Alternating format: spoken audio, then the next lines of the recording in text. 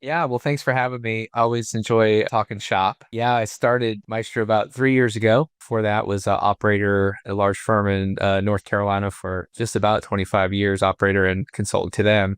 Founded and exited from an intake and case management software company, handled a large class action. Anyways, it's kind of done it all in a context of an operator role and a legal technologist in a lot of respects. And so I decided kind of what I wanted to do in the back half of my career. That was working with law firms. And so that's where Maestro Strategic Partners was founded. My partner, Stacie, and I, along with our chief operating officer, Tara Williams, worked together for 20 years. And so between the three of us, from intake to exit, we work with firms. This feels like something I should know already, so I hope nobody's going to make fun of me for asking. But when you say you were an operator of a law firm, what is that exactly? Yeah, so the operator is kind of the backbone of the law firm. So my first week at the law firm, I started March 20th, 2000. I came out of pocket $20 for the client postage to get the letters out. I've done everything from been an intake person, been kind of the intake sales person, developed all the way up kind of the food chain from office manager to chief operating officer. Ultimately finished my career there as the vice president of strategy, where you were kind of like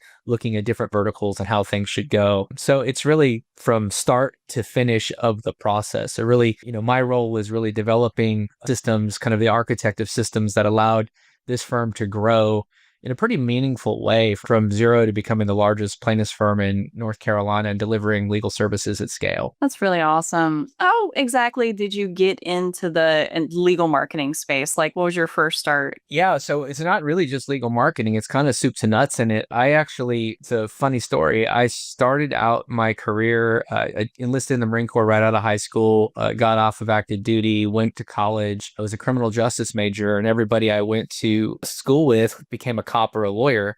I went into the ministry actually. And so I worked as a youth pastor, went to seminary, relocated from California, the San Francisco Bay Area, to North Carolina, and really didn't kind of got burned out in the ministry, wanted to start something, had a 5-year-old who's now 30, and decided that I really didn't want to be a cop because I had the young child, and I couldn't go to law school because I had to, put food on the table, that kind of thing. Applied for this job called a case manager, didn't know what the heck that was. And funny story, first interview didn't go so well. Second interview, I got hired as the office manager, and the rest was kind of history. I guess in growing that first firm you were working with to the level it got to, what do you think were like, let's just put a limit on it. What do you think were like the three instrumental strategies in achieving that growth? Sure. The first thing is we were setting kind of the proverbial big, hairy, audacious goals before that was a vogue term or before there were books written about it. So essentially, in our ethos, that the principal is very competitive, to his credit, is always just never satisfied. And it reminds me of the old story of the potato chip, how the potato chip was founded.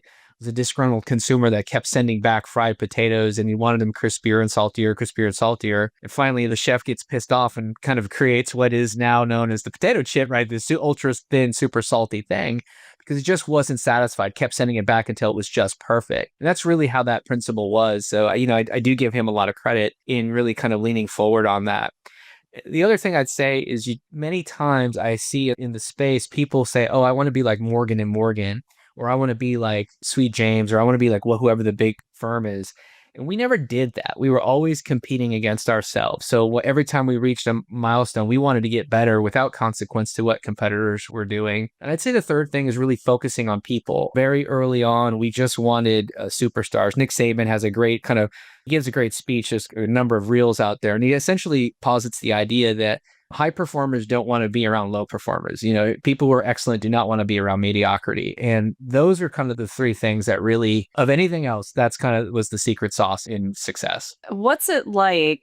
I don't know how to word this question exactly, but what's it like going from a law firm where you're working with a principal who wants to grow and is willing to do it to essentially having something like an agency where you're trying to help a bunch of different personalities, law firm owner personalities grow? I mean, I can speak from personal experience. It was kind of jarring realizing that not all attorneys were as willing to do what it took, I guess, as the ones that I had become used to. So I guess what was that like? It's actually my favorite thing about what it is that we do. So we work from prolific ambulance chasing firms that never met a marketing channel. They didn't love TV, linear TV, OTT, CTV, billboards, you name it. Like they want to be on it. If they could put their face on a McDonald's, a Big Mac container, they would do it. And we also work with other firms that would rather gouge out their eyes than advertise at all. Boutique litigation firms that get most of their business through referral and just really almost think that it's candidly a little bit beneath them. And so I actually enjoy finding common principles in those respective firms, because for the boutique firm that really can't get comfortable with classic advertising, but they might have a website, it's a funny thing because they don't see the website as a billboard, and I see the website as the greatest billboard. But I have to learn to change my tact with them, because if you equate it to a billboard, they kind of recoil at things like pay-per-click or LSAs or doing things to position themselves in a digital space with strength. Whereas that's not the problem with the big ambulance chasing firms, because they want to figure out, how can I get more juice out of the spend? How can I lower my cost per case? And it's a totally different conversation. And so I actually don't get frustrated between the paradox there, because I understand it. I do understand that it is an honorable thing to want to be judged on your legal work, but it's also an honorable thing to want to grow your business and be as successful as possible. And so I see positives in both of them and don't judge them. We just try to meet the firms where they're at. And so it's kind of energizing, because what I have found is I have never been in a law firm where they're identical. I will tell firms, it's like a family. You might have a nuclear family where you have a mom, a dad, and you have 2 kids and a dog. But if I go to the house next door to you and they have the exact same structure, it's a very different dynamic nonetheless. How they're doing dinner, how they're doing chores or whatever. We've certainly found that to be true in law firms. Oh, yeah. I handle obviously the marketing side, and then more specifically, a lot of times like the digital tools and pieces like that. And it's amazing to me, absolutely amazing, how you can have many different law firms, some of them using the exact same tools, and sometimes just like how different the marketing data looks, and not just the difference in this person does more referrals and this person does more organic SEO, but also just literally how that information is structured. And you can't really look at the numbers the same way for one firm as you do another firm. It's honestly kind of fascinating how similar and how different each of these practices are. And the question I sometimes struggle to answer is, well, what do the other firms do? And it's like, well, kind of the exact same things, but sometimes they're operated different. I mean, can you explain that a little bit to me? What's the difference between the firms using the exact same tools and the one that gets results and grows and the one that doesn't? I mean, for my 2 cents, fundamentally, you have to acknowledge the truth about our space. And specifically, I'm talking about the plaintiff space, right? Look, personal injury firms, right? The margins are so high that it suffers a lot of inefficiency. So you can have a firm that's signing 25 cases a month and totally inefficient in their media spend. They have really crappy conversion, all of that sort of thing, but they eat pretty well on 25 cases a month. They've got a beach house. They've got the nice car. They come and go as they please. So it's like, really, what's the problem here? How can I possibly be wrong? I cannot tell you how many poorly run law firms out there think that they're the greatest business people on the planet, because it's like, I've got the successful business. My revenue is higher than my expenses. Well, we have the benefit of seeing margins in some of these shops. That's part of what we do is we look at them. And so what I like to tell our clients is, if you judge your investment portfolio by simply the fact, did it grow? I would argue that's the most ignorant way to judge your portfolio. If you don't have a benchmark like the S&P 500, then the growth of your portfolio has no barometer. You don't know if it's good or bad, if it's simply judged by up. But if I could just take my portfolio and stick it in a S&P 500 ETF, and I'm going to grow 8% or whatever the average is year over year, without that, I don't actually know how well I'm doing. And so one of the challenges for these firms is they operate in kind of isolation, which is why we advise our firms, if you're not in a mastermind group, you need to get in one. We facilitate the mastermind groups. And one of the things that I love about those groups is they are remarkably gracious in how they share their failings and their successes. And you have a complete safe space to be open, because there are not any competitors in there. And so you're open with your metrics, you're open with what's working, what's not working. So you don't have some vendor doing some kind of a cram down or trying to upsell you on a website or SEO package or anything like that. you're talking with these peer groups. And so I cannot endorse mastermind groups more strongly. Oh, absolutely. And I mean, I'm to the point where I'm considering as a part of like what I do as a fractional is making sure my clients are set up in a mastermind group, because the ones who aren't lack that very important context.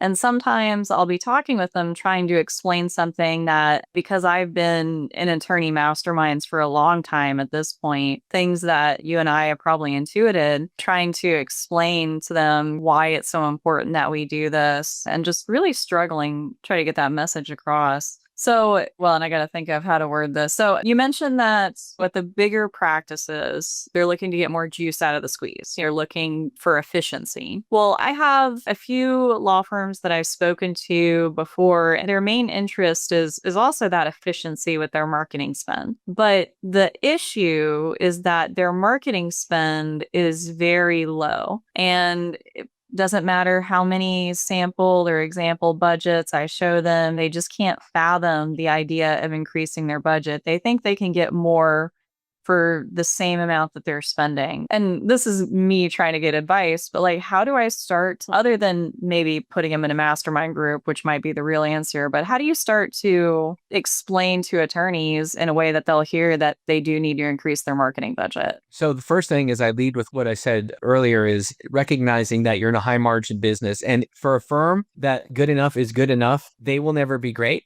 They'll be good enough. If they can't change that mindset as a fractional, you're pushing a boulder up the hill, because they're going to always think, well, maybe you're trying to sell them on something. I have a kind of a candid conversation, like, what's my role here? What is it you want from me? If we're just keeping the plate spinning, okay, well, that's good. That makes it easy for me, because then I won't suggest innovative or new ways to deal with it. On the other hand, they may be operating from a position of ignorance. For example, our recommendation to our clients is pretty universally, you need to be considering 20 to 35% of your revenue to be spending in marketing.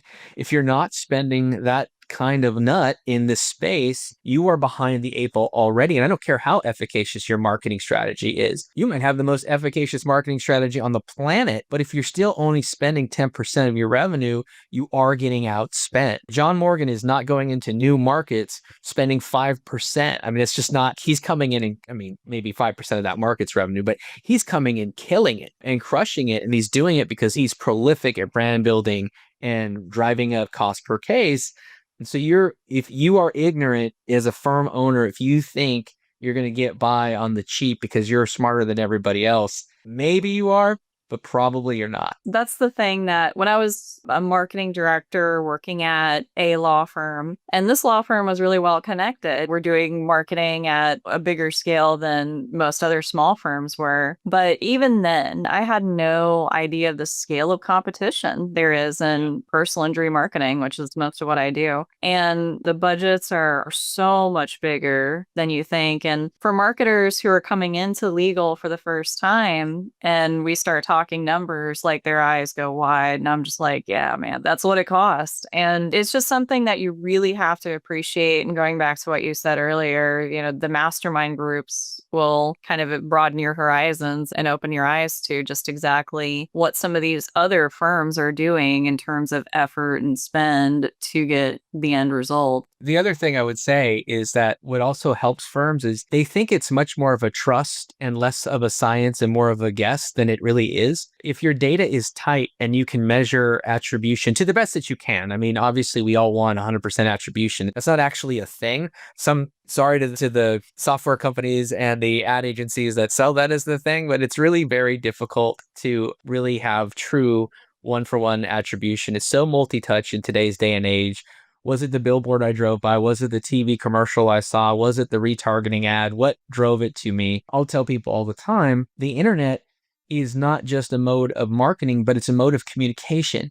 And when you say that to somebody, they think, I guess that's right. I never really thought about it. So if I go on TV, if I saw your TV commercial and I go to your website and I use your web form or I use your chat agent or I call the number that was on your website, who is getting the credit for that lead? You know, for my TV advertising clients, I'll tell them, let's look at your media buy. When are you running your commercials? Look at the time of your commercials and then measure your tracking of your marketing channels. And I'll bet what you'll find is when your TV commercials are running in high rotation, your client referrals go up, your web referrals go up, everything goes up.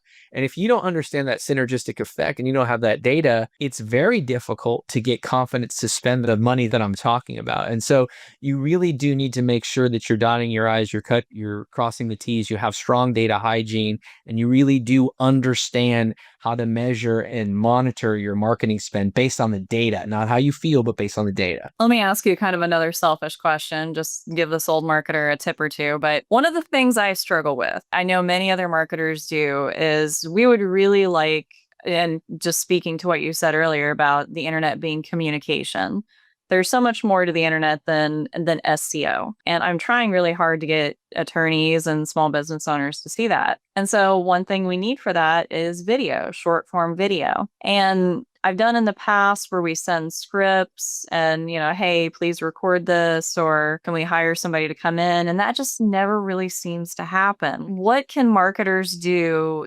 to get more of that really rich, good video content from our attorneys? What are some practical things we could do? Well, I think you first have to, attorneys are generally speaking logicians. It's got to be logical. It's got to make sense. And so when it comes to SEO, it reminds me of that classic book, Who Moved My Cheese, right? SEO changed and nobody realized SEO changed. The days are gone where it's all about the backlinks I have. It's all about how much fresh content I have. It's not what it is anymore. And I've actually had this debate. I think now it's really understood that Google has changed the rules and now we're living in a GEO world. It's not to say SEO is dead by no means, but it certainly has changed. You need only go, I don't know where you're based out of today, but if you go and you put in car accident lawyer and you look at the SERP return, what are you going to find? You may find where you're at a generative AI response. In Charlotte, North Carolina, you may not. In Tampa, you might. In Dallas, you might not. I've seen it. I do this daily. I see that the SERP returns are different. But what isn't different is you're going to see the LSA served at the top. You may or may not see a pay-per-click ad. Then you're going to see the map pack. You may or may not see another pay-per-click ad. And then what will you see? Then you'll start to see your classic SEO returns. Well, what does that mean? That means SEO that used to get you to the top of the pack or top of the fold just dropped you to below the fold. When you show them that, then you'll understand, well, I do need some short form videos because I do need to break through the noise. I do need to start doing some things differently because the old way isn't going to work anymore. And in the end, if an attorney doesn't want to commit some kind of time to content development, they are ultimately going to relegate themselves to the bottom of the GEO pack because we know AI content is going to start to get downgraded to the benefit of human content because the AI is just going to otherwise be the cycle of information that's just repeating because it's generating information that it's also consuming. So it needs more human content. So for that reason, I think if they understand the logic of it, if I say that, like most people be like, oh yeah, well that makes sense. I'll believe my lying eyes because I've noticed that my SEO return's gone lower and lower down the SERP page. I'm so relieved to hear you say all that, honestly. I mean, so much of that, the content and backlinks thing, because it's so difficult to explain to attorneys who are, I guess, a little bit out of the loop, the move my cheese thing. SEO has changed so much. And some of that change happened way long ago, and we're only really clocking it now, or some businesses are only really clocking it now. And it's websites tremendously important. I always try to underscore that. I mean, it's usually the place that people look before they sign a fee agreement. I mean, generally. So it serves this like huge value and purpose, but content and backlinks, oh my gosh, please just sit down and record a video, or don't spend your time using AI to build some agent that's going to write your content for you. Just record a video, just write something, because like you said, that stuff, people don't like AI. There's public opinion is really turning against AI. I gave a presentation a year or so ago about that. And some firms are very cutting edge, bleeding edge on AI. And I am obviously, that's kind of on my brand. I make AI, do AI development. I absolutely do that. But I tend to focus my AI development on case generation or operational enhancement, those sorts of things, not necessarily content generation. And here's why. Ask the AI yourself. Don't believe me. Put it in chat, Gemini, Claude, whatever it is you're using, and ask it. Is the future of SEO going to lean towards AI-generated content or human-generated content? And keep your own counsel on what it responds, because it's going to tell you human content is going to be superior. Because we know Google's moving to a trust environment. The EAT environment, where it wants to assess the trustworthiness of a site, is predicated on a number of factors, including how much the firms are producing for the users. And unfortunately, at this point, AI has, well, it's an umbrella tool in many ways because it can be used to make content or it can be used to automate, which I also use AI to automate quite a bit. And mostly for myself and my company, you know, as a fractional, that's automations are kind of a linchpin, but they don't always include AI, if you know what I mean. But like, you know, so these things, those tools are really cool. Let me ask you this. But so like what's like a practical AI infused system that law firms can start to adopt safely? Not safely, Marketing. is a good word for it, but you know, efficiently, I guess. Well, I mean, I think there's a couple of things that you can do. So you can do AI B-roll. For example, if you're talking about like in a marketing context, that's the most obvious one for me. Hey, I have to put myself in a talking head role, but I need people in a conference room. I don't want to bring my people into a conference room and film that. So I can just have, agents generate that easy. You can have clean video generated and then bring your captions on. One of my pet peeves is seeing talking head captions where the captions are wrong because they're AI generated and I tend to speak quickly and it doesn't always catch that I'm blurring a word together. And so it'll show the word butchered or, I don't know, I can't think of or caught. The English language is you have caught, and caught. I slept on a cot, I caught the ball, I got caught in traffic, that kind of thing. And it doesn't always pick up those nuances. So just knowing when to leverage AI in that process is a good one. 11 Labs has a great voice, agent that you can use. I've been able to replicate my partner Stacie's voice almost perfectly using that tool. I have not been able to do it for myself. So I have to still record my stuff because it's not getting you can tell, said another way, if you went to like our Instagram account and you saw a reel that we did for Stacie, you could see, or you might not be able to tell, but it's AI generally speaking. If I'm doing it, it's not, because when I've tried to do it, my kids can pick it out like that. It's not your voice. And so different tools are more efficacious depending on the person that you're using with, the purpose that you're using with, and the timing of it.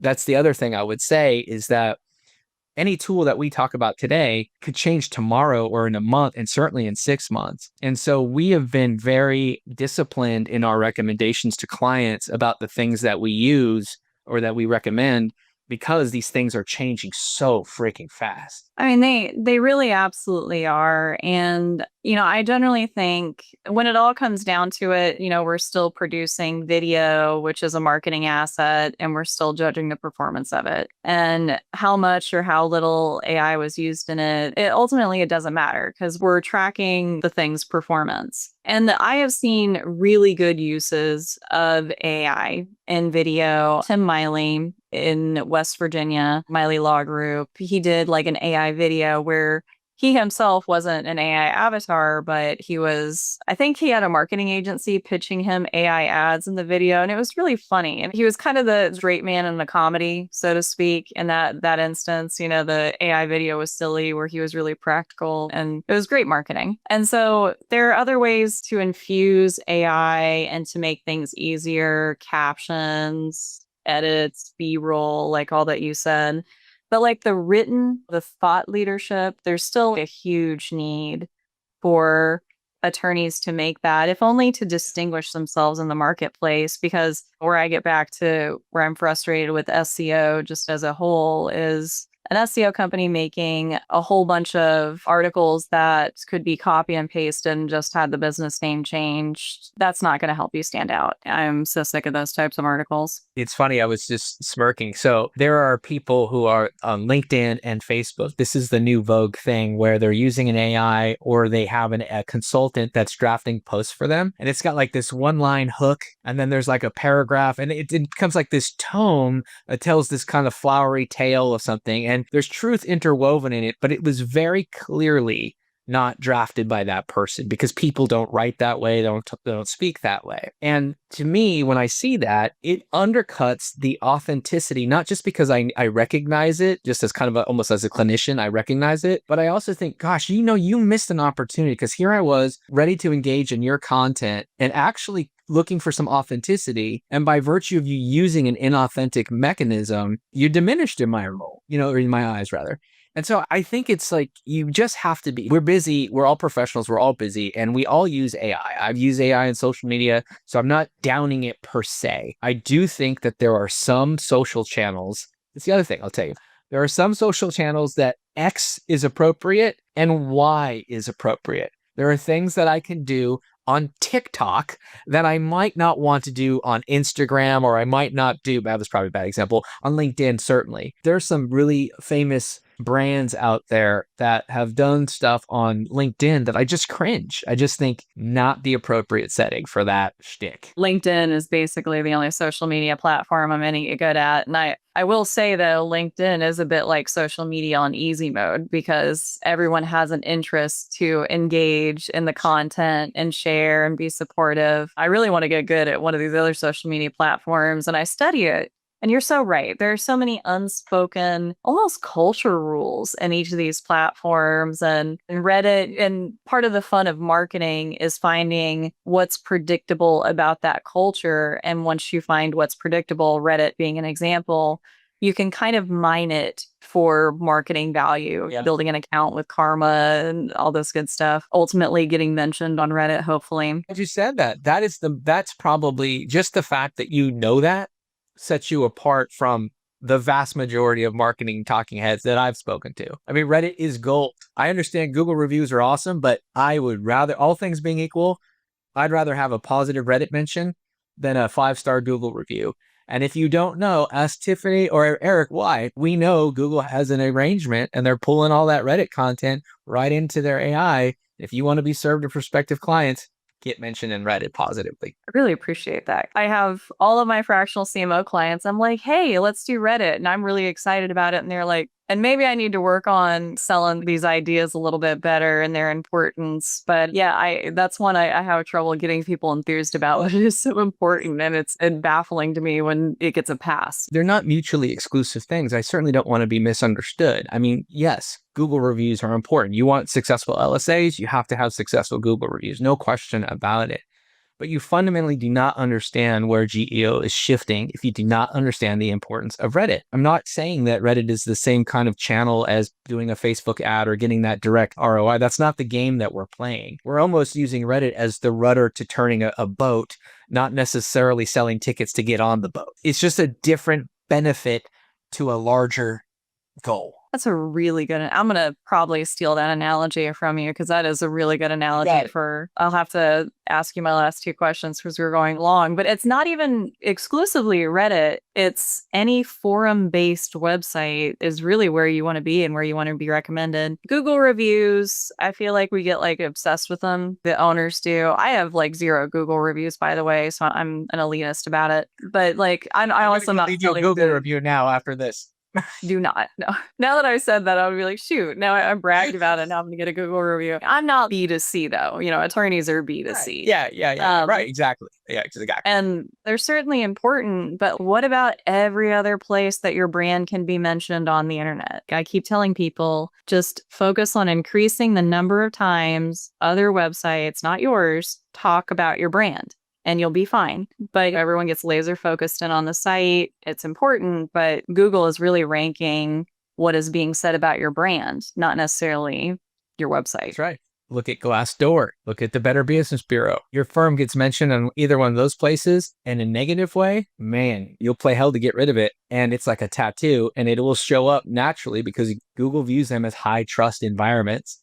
And, you know, I'm not taking a position on whether that's right or wrong, but it is nonetheless. Well, and I promise I will wrap this up after this. It's just a good topic to talk about. But I think people need to appreciate how much more difficult it's going to be to get Google reviews in the future, because AI has enabled Google to mass review, so to speak, the reviews you're getting and flag the fakes, flag things that don't look authentic or violate their guidelines. So, down the road, I feel like we're heading to a world where getting an actual true client review, it's going to be a skill. It's going to be a skill that a lot of businesses, if they care about that, need to get good at. All right, Eric, so I apologize for running long. We end up getting in some interesting topics. So last 2 questions. I usually ask people, what's something we didn't talk about that you wanted to get into today? I think we covered the waterfront I just think that AI is going to change every facet of the practice. I don't think it's going to I actually don't think you can be unduly hyperbolic about the impact it's going to have on marketing, on intake, on operations, on resolution, the whole nine, just across the board. And we've really never seen anything like it. So it's a very scary and a very exciting time to really lean into AI, because if you are not, you are going to get crushed. It's not a nice to have. You must understand it and appreciate how it's going to impact your practice across the board. That's fun. It certainly is a fun topic. And where do you want people to look you up and learn more about you? Yeah, absolutely. So I am a old school and a prolific emailer. So the best way to reach out to me is Eric at evolvelaw.ai. You can go to visit us on our website, evolvelaw.ai. I love talking shop, so I will talk to anybody. They're happy to set an appointment. I'll talk to them just about anything. One of the things our business prides itself in is we don't sell. We have conversations. Essentially, the way that it works is our knowledge and our passion is really the worm on the hook. If you think that we can help your firm, you're going to hire us. So we don't need to sell it. And if we need to sell it, we're probably not the firm, the company for you. So talk to anybody about anything, Eric at evolvelaw.ai.